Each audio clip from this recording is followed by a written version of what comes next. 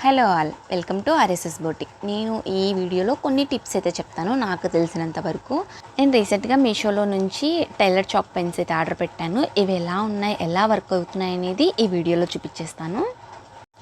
ఇవి almost 200 around అలా పడినట్టున్నాయి మీషోలో. అమెజాన్, ఫ్లిప్కార్ట్లో అయితే 250 అలా చూపిస్తున్నాయి ప్రైజెస్. కొంచెం కంపేర్ చేసి మీరు ఏ వెబ్సైట్లో అయినా తీసేసుకోవచ్చు.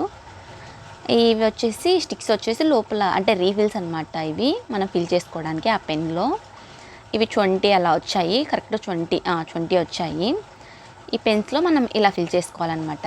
చూడండి, అడ్జస్ట్మెంట్ ఉంటుంది, మనకి ఎంత లెంత్ కావాలో అలా లెంత్ పెంచుకుంటూ పెట్టేసుకోవచ్చు.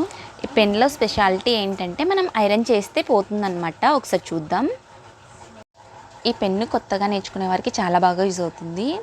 మనం ఏదైనా మిస్టేక్లో డ్రా చేసినప్పుడు దీన్ని రఫ్ చేయాలి అంటే మనం ఒక్కసారి ఐరన్ చేస్తే సరిపోతుంది. నార్మల్ చాక్ పీస్తో ఏంటి అంటే మనం వాష్ చేస్తే కానీ పోదు. దీంతో ఆ ప్రాబ్లం ఉండదు, ఒకసారి ఐరన్ చేస్తే మొత్తం వెళ్ళిపోతుంది. నేను ఇంతకు ముందుకు దీనికి బదులుగా గ్లాస్ పెన్సిల్స్ తీసుకున్నాను అనమాట. ఇవి అప్సరా గ్లాస్ పెన్సిల్స్.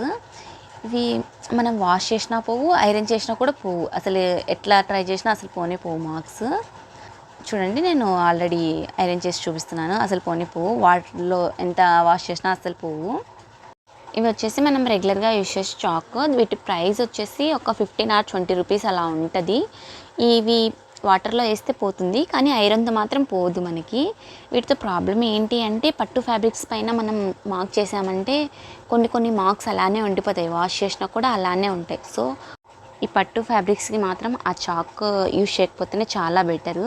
మనం పెన్ కానీ గ్లాస్ పెన్సిల్స్ కానీ యూజ్ చేస్తే చాలా బెటర్గా ఉంటుంది. ఈ వీడియో మీకు ఎలా అనిపించిందో కింద కమెంట్ సెక్షన్లో కమెంట్ చేయండి. ఇటువంటి యూస్ఫుల్ వీడియోస్ కోసం మా ఛానల్ని సబ్స్క్రైబ్ చేసుకోండి. Thanks for watching.